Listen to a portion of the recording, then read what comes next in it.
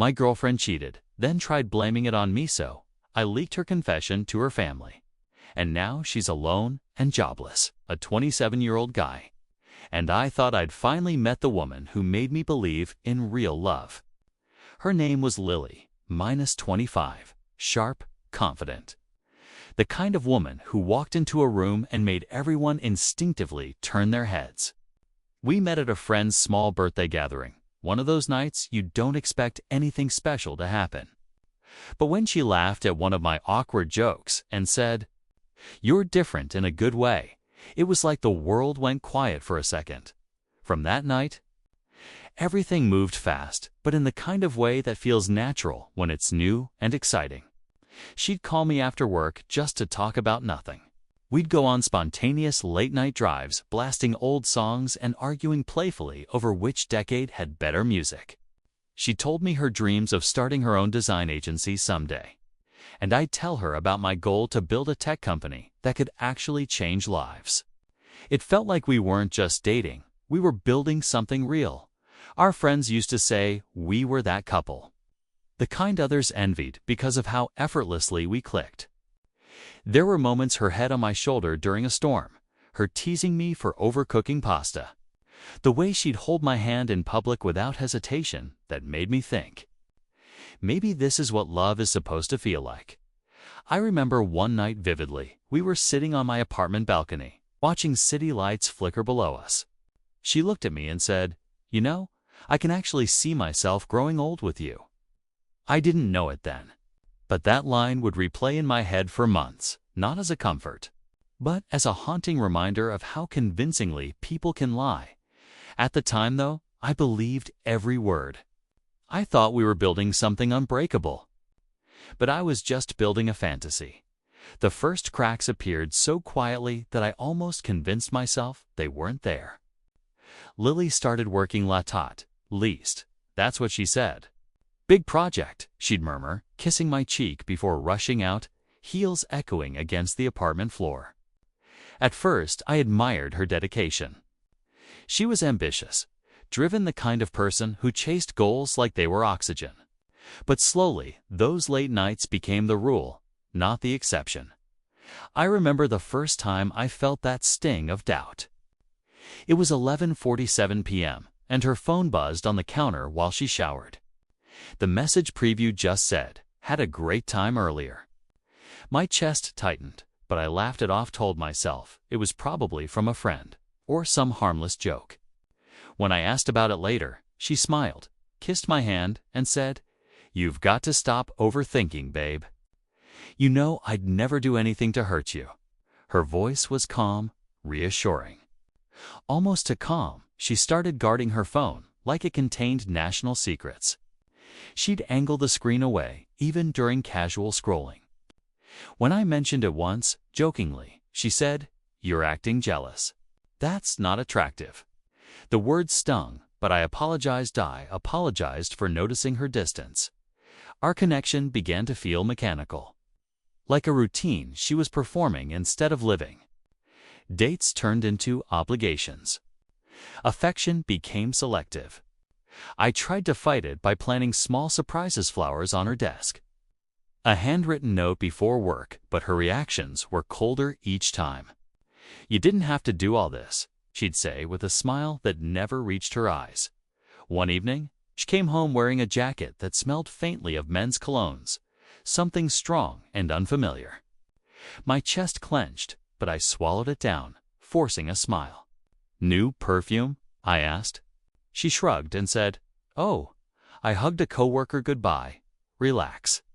I did relax, or at least, I pretended to. But that night, lying beside her while she texted under the covers, I realized something was shifting between us. Something I couldn't name yet. But I could feel it pulling her away. Inch by inch. Was a Friday night, one of those rare evenings when Lily claimed she'd be working late again. I didn't think much of it at first. I'd gotten used to her excuses, the way she'd say, "Don't wait up," with a quick kiss before disappearing into the night. But something felt off that evening. Maybe it was the way she avoided eye contact as she left, or how her tone lacked the usual warmth. Still, I tried to drown it out, ordered takeout, opened a beer, and turned on a movie. Halfway through, my phone buzzed. A friend of mine, Jenna, sent me an Instagram story, a quick video of a crowded bar downtown. I almost scrolled past until I saw Lily. She was laughing, hair down, sitting far too close to a guy I didn't recognize. His hand brushed her knee. She didn't pull away. She looked happy. For a few seconds, I couldn't breathe. My fingers froze on the screen, heart pounding so hard I could feel it in my throat. I wanted to believe there was an explanation, maybe a client. Maybe just friendly banter, but my gut whispered what my mind refused to accept. When she came home past midnight, her perfume was stronger than usual, mixed with the faint smell of alcohol. I tried to keep my voice steady. "How was work?" I asked. She yawned. "Exhausting." "Don't start with questions, okay?" I showed her the story on my phone. "Explain this, Lily." Her reaction wasn't shock, it was irritation. She rolled her eyes and said, "Are you seriously stalking me now? You have trust issues, you know that?" The gaslighting was instant and effortless. She flipped the script before I could even gather my thoughts. I stood there, shaking, watching her turn the narrative against me like it was second nature. She slammed the bedroom door, muttering about how smothering I'd become. I sat alone in the dark living room, the blue light from my phone screen flickering across my face as the truth settled like poison in my chest. That night, something inside me cracked. I didn't cry. I didn't shout. I just stared at that door and realized the woman I loved had become a stranger, and I had no idea who she really was. The next few days were torture. Lily acted as if nothing had happened, humming in the kitchen, making coffee, scrolling through her phone like our confrontation was just a passing argument. I, on the other hand, couldn't sleep. Every time she smiled, it felt staged. Every laugh sounded hollow. My gut screamed something was wrong, and for once, I decided to listen. One afternoon, while she was in the shower, I noticed her tablet charging on the counter. It was synced to her phone. I hesitated. I'm not proud of what I did next, but the need for truth outweighed my guilt. I opened her messages. Within seconds, my stomach turned cold. There he was, Ethan, the same guy from the bar. Their chat history was filled with heart emojis, inside jokes, and messages that read like they'd been living a double life together. One message stood out. "Ethan can't believe he still doesn't know. Lily, he's too trusting." It's almost sad. Well, I froze. My hands trembled so badly, I almost dropped the tablet. The more I scrolled, the worse it got. Photos, voice notes, and one message that made me physically sick, her mocking the handmade note I'd left on her desk the week before, when she came out of the shower, its towel around her hair. I was still sitting there, pale and shaking. She looked at me, then at the tablet, and her face drained of color. "You went through my stuff," she snapped, trying to snatch it from me. I didn't fight back. I just looked at her and said quietly, "How long, Lily?" She didn't answer. Just stood there, frozen, eyes darting like a trapped animal. Then she whispered, "You weren't supposed to see that." That sentence burned more than any insult could. Not sorry. Not, I made a mistake. Just you weren't supposed to find out. I didn't yell. I didn't break anything. I just nodded slowly, walked out of the room, and sat in silence. For the first time, I wasn't confused or desperate for answers. I was empty. And in that emptiness, something new took shape. Resolves the next morning. I woke up with that same hollow feeling, a strange calm before the storm. I told myself I needed closure, not revenge. So I waited until she came home from work and sat her down. My voice didn't even shake when I said, "Lily, I know everything. Ethan, the messages. The nights you said you were working late. I expected tears, guilt, maybe even an apology. What I got instead was a smirk. She leaned back on the couch, crossed her arms, and said, "So you went through my private messages? Do you realize how insane that is?" Her tone was cold, detached, like I was the one who'd done something unforgivable. "Don't twist this," I said quietly. "You cheated on me." "Maybe if you'd actually paid attention to me," she snapped, "I wouldn't have needed someone else." The words hit harder than I expected. My chest tightened, and for a moment, I couldn't breathe. She kept going, like she'd been waiting for this moment. "You were boring, predictable, always talking about your big dreams. You think that's attractive?" Ethan actually listened to me. He made me feel alive. I stared at her, trying to find a trace of the woman I fell in love with, the one who used to look at me like I was her world. But she wasn't there anymore. All that remained was someone cruel, calculated, and utterly unapologetic. Finally, I said, "You're right. I didn't see this coming. Because I believed you were better than this." Her expression flickered for just a second. Guilt, maybe. But then she laughed. "You're being dramatic. It's not like I killed anyone." I stood up, feeling a strange calm wash over me. "No," I said quietly, "but you killed something that can't be fixed."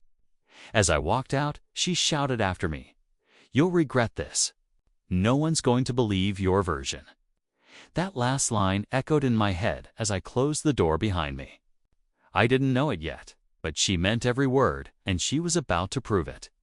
The days that followed were like living in a psychological minefield. I thought walking away would be the end of it, that I could grieve and start healing in peace. But Lily wasn't finished, not by a long shot. She started calling mutual friends, twisting the story until I barely recognized it. "He went through my private messages," she told them. "He's obsessive, controlling." Within a week, I could feel the shift. Texts went unanswered. Friends who used to grab beers with me suddenly had plans. The silence was deafening. I confronted one of them, Rianne, a mutual friend from college. "You believe her?" I asked. He hesitated, avoiding eye contact. "She sounded really upset, man. Said you were tracking her or something?" Tracking her. That's when I realized she wasn't just defending herself, she was destroying me. Every lie she told, she crafted carefully, sprinkling just enough truth to make it believable. I started seeing my reputation crumble in real time, people whispering, coworkers avoiding me. She knew exactly what she was doing. Then came the message that made my blood run cold. A friend from her workplace reached out anonymously. "Hey, I don't know what's going on between you two, but Lily's been saying she had to file a harassment report at work because you won't leave her alone." I stared at my screen in disbelief. She had taken it to a professional level, now trying to make me look dangerous. When I called her, shaking with anger, she answered sweetly, "You really shouldn't be calling me after what you did. It's over, okay? Just move on." Her tone was rehearsed like she wanted someone to overhear. That's when it hit me. She was setting a stage, playing the victim for an audience that didn't know the script. That night, I sat alone, realizing I was fighting more than heartbreak. I was fighting erasure. She wasn't content to leave me, she wanted to rewrite who I was, and if she was going to wage war with lies. I was about to show her what truth could do, stopped reacting emotionally. That's what she wanted to paint me as, unstable. So instead, I went quiet, observant, strategic, while Lily spread her stories. I spent nights combing through every message, every photo, every timestamp. I wasn't looking for revenge. I was building a case. Then one day, an opportunity fell into my lap. Ethan, the guy she cheated with, posted a gym selfie on Instagram, tagged at a local spot. My pulse quickened. I went there, not to start a fight, but to talk. I waited until he was leaving, and with a calm tone, I said, "Hey, Ethan, I'm Lily's ex." His expression froze instantly. He stammered. "Look, man. I didn't know she was still with you. She told me you guys were done months ago." I smiled slightly. "Really? Because I've got messages that say otherwise. I'm not here to fight you. I just want the truth." Maybe guilt or fear loosened his tongue, but within minutes, he was confessing. He admitted they'd been seeing each other for over 6 months. That she'd tell him she was trapped in a toxic relationship with me to justify her actions. He even said she laughed about how easy it was to manipulate people's sympathy. I didn't interrupt. I just let him talk and recorded everything on my phone. When I got home, I stitched it all together. Her messages, Ethan's confession, voice notes, and photos. A digital timeline of betrayal. The next day, her older sister reached out. "Lily's been crying nonstop." "What did you do to her?" she asked, clearly believing Lily's version. I replied simply, "Check your email." Within that email were the files, the truth, unfiltered and time-stamped. An hour later, my phone rang again. This time, it was her father. His voice was cold, trembling. "Son, thank you for sending this. We'll handle it." That's when I knew the tables had turned. The lies were about to collapse, and this time she couldn't spin her way out. The silence that followed was almost eerie. For the first time in weeks, Lily didn't call, text, or post anything. It was like she disappeared off the face of the earth. I thought maybe she was regrouping, but the truth was, she'd finally been cornered. Her sister called me the next evening, voice trembling. We confronted her. She admitted it. All of it. I didn't feel triumphant, just numb. Apparently, her parents had seen the screenshots, the recordings, even Ethan's voice admitting everything. Her father told her to pack her things and leave their house. "We raised you better than this," he'd said. She tried to cry, to twist the story again, but this time, no one bought it. Word spread fast. The same friends who'd ghosted me began messaging again, apologizing for believing her lies. One of them, Ryan, wrote, "Man, I don't know how she fooled us like that. I'm sorry for doubting you." I didn't reply. What could I say? I wasn't interested in validation anymore. I just wanted peace. Meanwhile, Ethan deleted his social media and went silent. From what I heard, he nearly got fired for breaking HR rules about workplace relationships. Lily's big project had apparently been with him all along, and when the truth came out, she lost her job too. I remember sitting in my apartment, lights dim, looking at her old mug still on the shelf. For some reason, I couldn't bring myself to throw it out yet. It wasn't about nostalgia, it was about acknowledging that I'd survived something brutal, but the quiet didn't last long. Because as the dust began to settle, I received a message from an unknown number. "You think you won. You ruined my life. And I'm not done." It was Lily. Even after being exposed, she still wanted to fight. And that's when I realized her downfall had only just begun. At first, I ignored her message. I thought she'd eventually move on once the embarrassment faded. But I underestimated how far someone like Lily would go when cornered. A few days later, she posted a long Facebook rant claiming I had doctored the evidence to ruin her life. She painted herself as a victim of an abusive ex who couldn't handle rejection. The post spread fast. Comments poured in, some sympathetic, some skeptical. Mutual friends tagged me, asking for my side, but I stayed silent. I didn't need to say a word. The truth had a way of surfacing on its own. Then it happened. A former coworker of hers, someone I'd never even met, commented, "Lily, those screenshots you're calling fake? We've seen those exact messages on our office Slack. You really should stop lying before HR sees this." That single comment blew up overnight. The thread exploded with people exposing her hypocrisy, screenshots, old tweets, text receipts. By morning, her post was gone, her account deactivated. Later that day, I got a call from a blocked number. I picked up and heard nothing for a moment, just shaky breathing. Then her voice, small and cracked. "Why did you do this to me?" I didn't respond right away. Finally, I said, "I didn't do anything, Lily. You told the story. I just stopped covering it up." She sobbed, whispering, "Everyone hates me now. I can't even walk into work." "You shouldn't have made me the villain," I said softly, "because the truth doesn't need defending." Then I hung up. That night, I sat at my desk, staring at the quiet city outside my window. It wasn't satisfaction I felt, it was release. The chaos she'd built had finally collapsed under its own weight. But even then, a part of me couldn't shake the unease. Because when people like Lily lose everything, they don't just disappear, they look for someone else to blame. I thought it was over. The lies, the games, the damage. But life has a way of showing you that closure doesn't come easily when someone's entire identity was built on deception. A week after her public exposure, I came home to find an envelope taped to my apartment door. No name, just my address scrawled in messy handwriting. Inside was a photo of us, smiling, arms around each other with the words, "You ruined everything," written in red marker across it. My stomach dropped.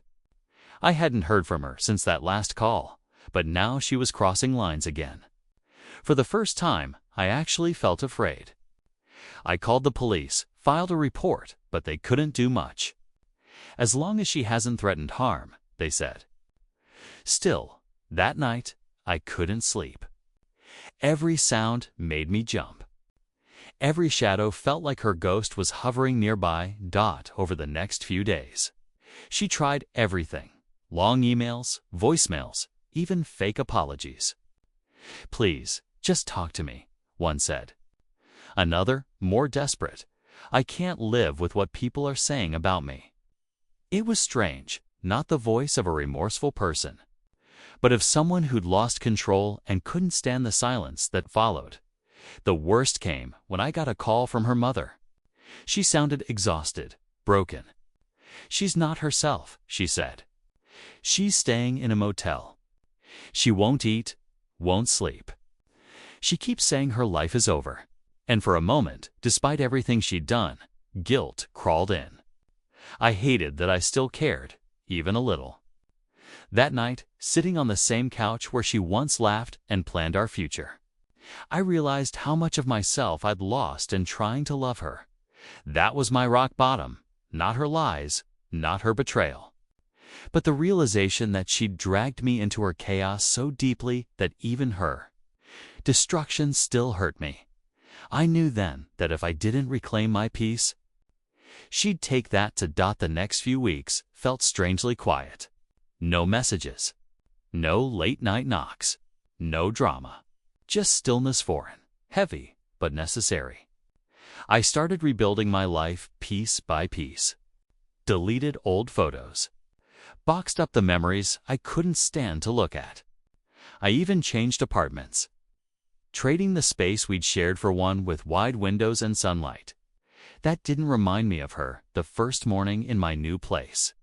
I brewed coffee and stood by the window watching the city wake up.